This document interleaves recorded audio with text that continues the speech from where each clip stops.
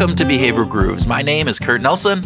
And I'm Tim Houlihan. Well, 2020 is coming to an end. Good riddance. Yeah, well, yes.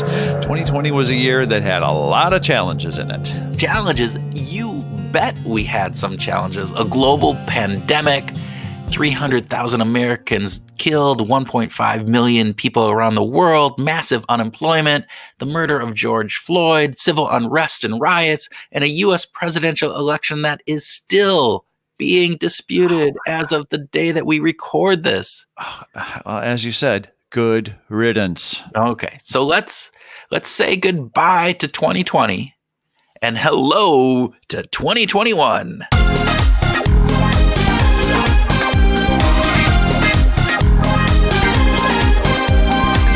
Well, it has to be better, right?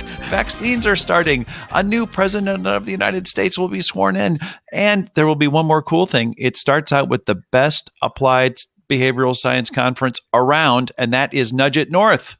That's right. Nugget North features intimate exchanges with our terrific roster of speakers, and we'll have lots and lots of opportunities to exchange ideas with those speakers and with each other. And it's happening soon. Nugget North is a live virtual conference that's happening on Friday, January 8th. So you've got to sign up now. Woohoo! And when you sign up for Nugget North, now make sure that you use the code GROOVES. That's GROOVES, like the name, part of the name of this podcast, and you'll get an extra 15% off of your ticket. Yeah, it's not a bad way to start the new year, is it, Kurt? No, it's not a bad way to start the new year. And you know what else is not a bad way to start off the new year? No? What's that? With a couple of New Year's resolutions. I see where you're going on this. Okay, that is correct. And that is if you can keep them. And that's what this episode's about. We are going to share some really great ideas on how you can keep your New Year's resolutions and achieve your goals. Okay, then we invite you, our listeners, to sing along to Old Lang Syne and hold up your glass and make some behavioral science toast to a better year. You're not actually going to sing, are you? Good. Okay.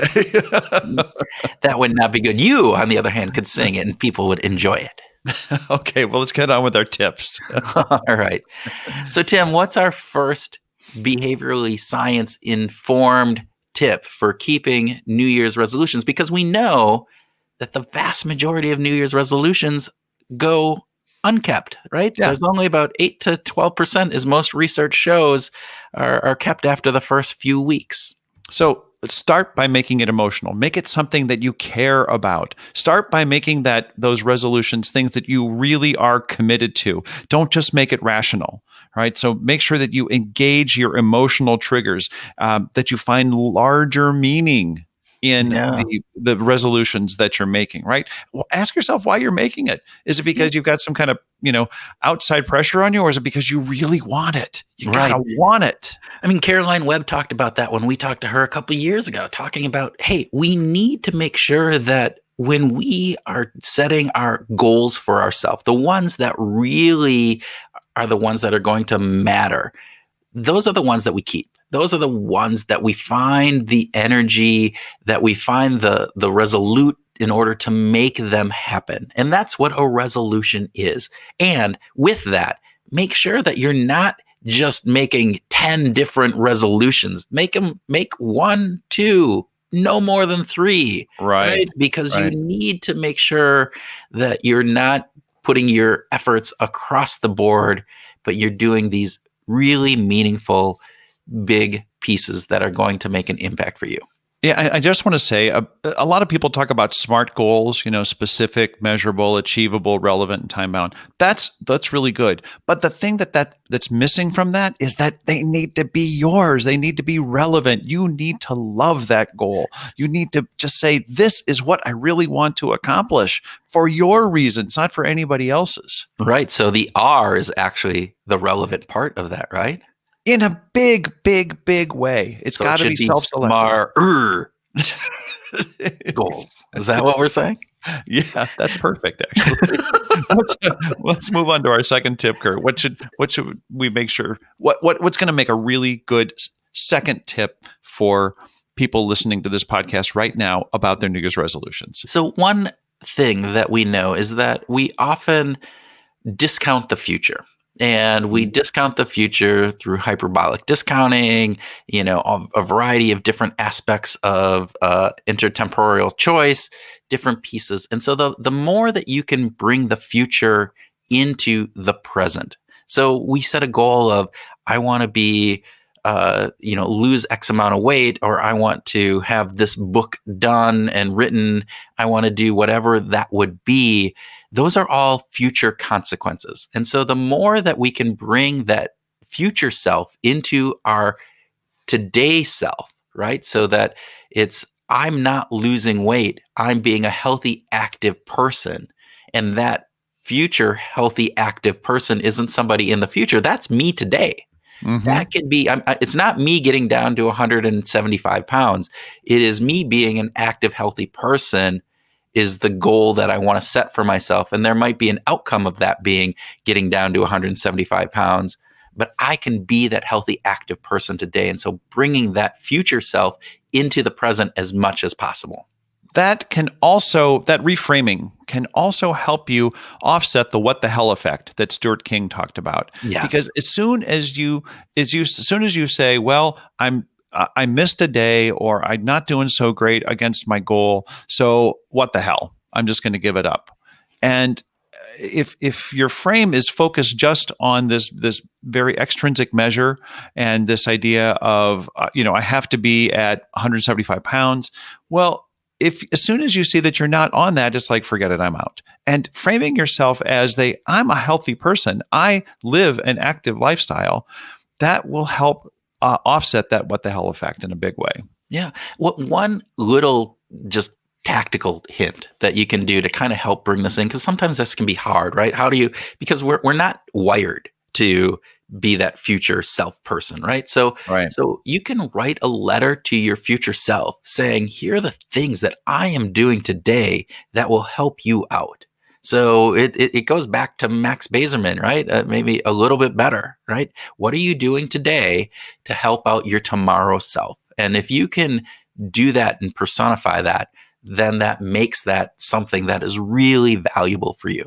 All right, Tim, what else? Number 3, this is the best third resolution that anyone could ever have, by the way. The third resolution? Third tip for making sure that you achieve your resolutions is to build the right resolutions. Now, we teed this up just a little bit, but making sure that you're actually going after the right things and in the right ways is really, really important. So using some tools to help you with executing these new habits, these new routines, they can make a big difference. And we've got a couple here that we can talk about. But the important thing to remember is, it's just like the square peg and the square hole, right? Not the round hole. Square peg, round hole versus square peg, square hole. Just make sure that you got the square peg in the square hole and not trying to fit it into the round hole. That's the important thing. Well, and it comes down to understanding, what do you need to do in order to achieve that? So as you said, it's putting the square peg in the square hole and the round peg in the round hole. And so it's setting up the right habits. What are the habits that are going to get you there? And then what do you need to know to be able to make sure that those habits stick, that you follow those routines? Because the one thing that we know about most resolutions is they're trying to make you a better person or to achieve some goal, and that there is work involved with those. And that work, if we just try to do it through pure willpower, we know that typically isn't good enough to get us the results that we want. So one of the things that we know is that if you can establish those routines and you can build those into habits where you're not even thinking about what you're doing, but you are doing those things that are going to get you the success that you need, you are much more likely to achieve those. So you're much more likely to achieve those New Year's resolutions. We talked with Wendy Wood, and talking about habits this year. She talked about this idea of, making that habit something easy to do, easier than the alternative, right? Yeah, so it's completely unconscious. Like, it's like driving a car. I'm not consciously thinking as I'm approaching a stoplight, okay, now I need to take my foot off the accelerator. How am I going to apply it? Let's see, I need this much pressure to actually apply it onto the brake. I need a little bit more pressure. Those are automatic responses. And that's where we want to get with our new habits. And a great place to start, one of the things that we really like is BJ Fogg's Tiny Habits. We think really highly of that tool as a way of thinking in very, very small bits to create habits that are often cued and triggered by a habit that you're already doing, right? Mm-hmm. BJ, I love his example of wanting to start doing push-ups, and he decided he would just do one push-up when he went to the bathroom. After he went to the bathroom, not in the bathroom, but after he goes to the bathroom, he just do one. Now, for some people, the idea of doing one push-up is like, no problem. I can do 40 push-ups. Well, then you serve an incremental goal to where you're at. And if you're starting from 0, 1 is enough. But after a while, going to the bathroom and just doing one and doing one and doing one, and the 90 times a day that you go to the bathroom, you can actually build up a great habit just by allowing the trigger to be something that you're already doing, like going to the bathroom. 90 times going to the bathroom in a day. Well, Tim? I drink a lot of You water. might need to check with a doctor on that. Okay, but the idea there is that one push-up leads to 2 push-ups, which leads to 5 push-ups, which leads to 10 push-ups, and so you're in the act of doing it. One of the biggest things we know that starting a behavior is that the start is the hardest part. And again, so whatever you can do to reduce the friction to get your self started, and sometimes that's using elements that you just do a pre kind of I'm committing myself to this act. If this happens, then I will do this. Right. Sometimes it's putting those running shorts and shoes at the end of your bed because you're going to get up and exercise in the morning. And so you don't have to think about, you're reducing the friction of getting dressed, or even wearing your running shorts That's right. as you going to sleep. So you have that much less friction before you get up and do what you need to do. And I love this old story I heard of the person who wanted to learn guitar, but he would come home from work and instead he'd sit down on his couch and just turn on the television. So he moved his television into the closet and he brought his guitar out next to the couch. So he'd still come home, sit on the couch, but now if he had to watch television, he'd have to go into the closet, pull out his TV, plug it in and turn it on, versus, oh, the guitar's right there. I'll practice that guitar for a little bit. So at the same time he was reducing friction for having the guitar available, he added friction by moving the TV into a different room, right?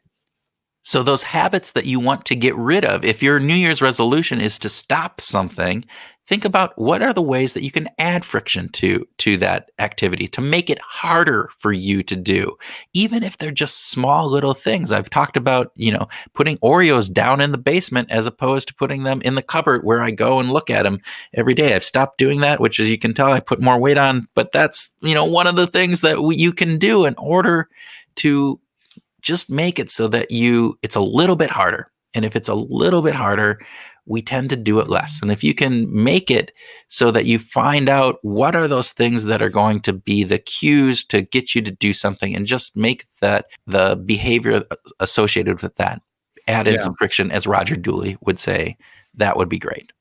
So what is the fourth really fantastic tip that we can give people about keeping their most important resolutions, Kurt? Well, we've talked a little bit about it, right? It's really building your environment for success. Yeah. So it is the physical environment, moving that television into the closet, putting those running shoes next to your bed, making sure that physical environment that you're in is leading you down the right path as opposed to down the wrong path. But it's also the emotional environment that you're in. We talk about music all the time. Music can help build positive emotions, can get you excited. So what are those emotional things? We talked with John Barge this year about what are the pictures that you have up on your wall in your room that are subconsciously priming you? And are they priming you on the right types of behaviors to get there? And then there's the social aspect. Who are the people that you're hanging out with? This idea that you need to make sure that you structure your life. If you really want to drive change, the easiest way to do it, again, willpower is wonderful, but willpower is usually not enough to make those significant behavior changes that we want to make when we're making these New Year's resolutions. So you have to build your environment, the context that you find yourself in, physically, emotionally, and socially, to support those behavior change and the habits and the routines that we wanted to do. I really like your optimism when you talked about social environments, the people that we hang out with, this implication that at some point in the future, we'll actually be able to return to a life where we can hang out with people in person. I like your optimism. We have the vaccines. They're coming through. We're making it happen. So there But you go. I just got to say, for me, this is a context matters issue, right? This It is is. all about context matters. And whether you've got unconscious primes or you've got conscious prompts in your context, in your environment, the world that you're living in, use them. Use them to your advantage. Put the notes on the post-it notes on the refrigerator door saying, "I'm a healthy person. Yeah. I make healthy choices. I eat well. I like healthy food." Get the go out and use those apps where it'll age you. And so you put your future self picture up there. Take your picture, age yourself to, 10, 20 years down in the future and say, I'm a healthy person and I want to, make sure that I'm doing the things today in order to bring you there. All of these things can really do this. Yeah. And the last kind of little mark that we're going to talk about this is that, hey, let's measure how we're doing on this. Now, you don't need to be out there and weighing yourself every single day, although for some people, that's the best way of doing this if you're trying to lose weight. But let's make sure that you're measuring the behaviors that you're doing. So measuring the right things. Mm-hmm. And I've talked about this in the past. I have a nightly routine of brushing and flossing and taking my medication. And every day I have a little calendar up next to my little mirror in my bathroom, and I check off every day I do it. And I haven't missed for, I think, probably over 2 years now. So it sounds like a little leprechaun house. I have a wee little list, a wee little calendar next to my wee little mirror, next to my wee little. Have you seen we have our attic, bedroom with the attic bathroom in it with the walls that I can't even stand up to pee. All right. I'm just saying I hit my head if I stand up to pea. So it's an old house. It's a wee little bathroom with my wee little calendar that I have up there. Let me just say lastly about measurement that finding the appropriate measurement period is really important as well. For some people, maybe doing using a scale every day might be really good for them, but for most of us, it's actually not that good because of body fluctuations. So just do it once a week. But getting back to the earlier thing that we talked about, keep doing it every week. Just make sure you keep getting on the scale at the same time, at least once a week, just to keep measuring. So, and don't give in to the what the hell effect. That's really the important thing there. Yeah. I mean, measurement acts on multiple fronts, right? It measures your progress, but it also measures if you're starting to plateau and maybe you need to think about, are you doing something different on that measurement? And so that it's not working. So ability to kind of course correct in the middle of what you're doing. It's also a prime. Yes, we're going back to primes, right? And it's there, but it also acts as a reward. I actually get this it's a nice thing when I get to put that check mark on that calendar, right? The little crunch of dopamine. Yeah, there's a little piece that comes in and it's like, yeah, look at that. I got the entire month again, woohoo, there we go. All right. Well, congratulations. You got the entire month again, Kurt. That's good. Yeah. Let's just do more of that in 2021. 2021. There we go. Well, that wraps up our grooving session on keeping your New Year's resolutions. We truly, truly do hope that 2021 is a better year for everyone. Oh, yes. And even through the worst of 2020, you, our listeners, were there with us. We are truly, truly grateful for your continued support. And our resolution to you for 2021 is to continue to try to improve this show, to make it a little bit better next year than it was this year, to make it more relevant, to make it more informative, all while bringing you a smile or a laugh or two. And so with that, thank you for your support. Go out and find your groove in 2021.